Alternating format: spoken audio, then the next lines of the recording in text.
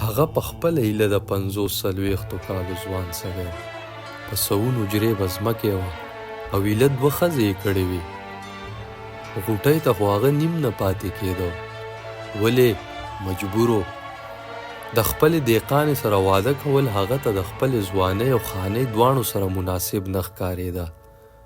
که د کلي غریب سړی وی او یا د 80 کالو کوڼ خان، نو بیا خو نه ګناه وه او نه پیغور.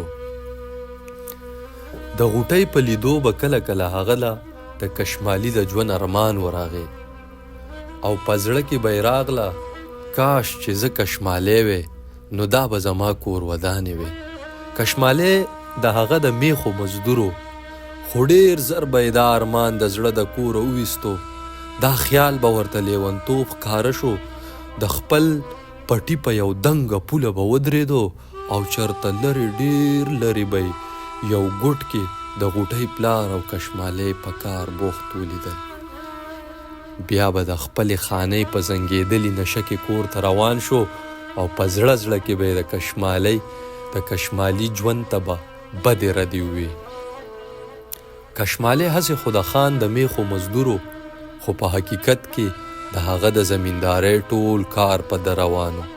د فصل سنبالول، د دهقانانو د کار جاج اخیستل، د څاروو خیال ساتل، هر څه د هغه ذمهواري وه. هغه په دې کور کې ماشوم لوی شوی و. دا کور هغه ته خپل کور ښکارېده او د خپل کور غوندې خیال یې ساتلو. د خان مال او جیداد هر څه یې خپل ګڼل. په خان هم کشمالی ډېر ګران و. هغه هم ورته څو ځله ویلي و چې دا ستا خپل کور دی او دا مال جیداد دا هر څه ستا دي. په دې نظر ساتل ستا فرض دي. د دې فرض تر سر کولو دپاره چې کشمالي کوم ریاضت کولو، د کلي هر اوسېدونکی ترې خبر و.